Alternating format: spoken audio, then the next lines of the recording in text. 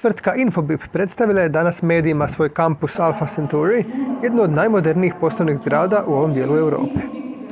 Vidim da je nova zgrada tu u punom sjaju. Koji su neki njeni highlighti? Pa je, evo, nekako, ja bih rekao da smo svi sretni doista danas što su već ljudi počeli dolaziti, puno ima tu nekih dešavanja. Bilo je to razdoblje pandemije kada je bilo sve nekako utihnulo i moram reći da je sada stvarno gušt.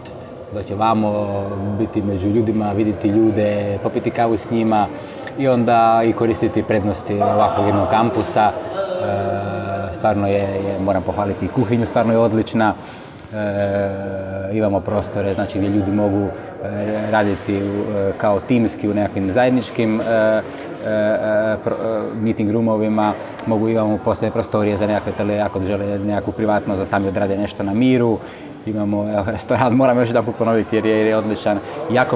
Jako je lijepo, jako mi se sviđa i ta mogućnost da čovjek ide van i bilo sam, bilo s timom na terasu i okružen zelenilom, opet može i popiti kavu i može se dalje planirati nešto, dogovarati, biti kreativan. Imamo i gym, imamo, ne znam, squash, stolni tenis, slične stvari za nekakvu razgibavanje, održavanje forme, vanrednog vremena. Tako da ja bih rekao da je odličan koncept, da ljudi stvarno, meni osobno izgleda da stvarno pružamo puno toga da se čovjek dobro osjeća i da može biti kreativan u jednoj takvoj okolini. Za koliko je ljudi predviđena zgrada, koliko ih je sada tu? Zgrada je negdje za 800 ljudi predviđena i tu smo taman knap. Ja bih rekao, znači vrijeme je za građenje nove zgrade. Tako je, vrijeme je za daljnje planove, apsolutno. Očekivali smo dosta manji broj ljudi, mi smo nekako još i tokom vremena korone računali da negdje će biti svi naši prostori popunjeni do 50% kapaciteta, jer zaista je dobar dio ljudi se i naviknuo raditi od doma i na taj način se organizirao.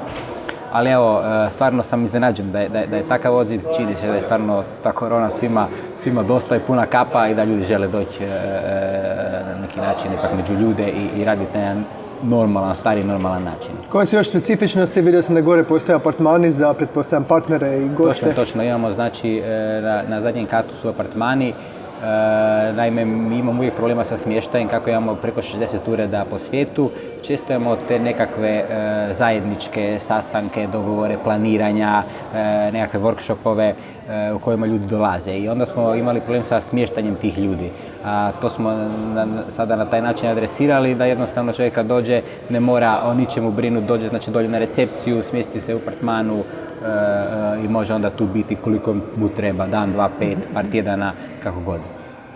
Što kad pređete ovih 800 ljudi, čuo sam da se pričalo, no ne znam, možda, ako sam dobro shvatio, gradnji nečega još pored, kakvi su planovi za budućnost?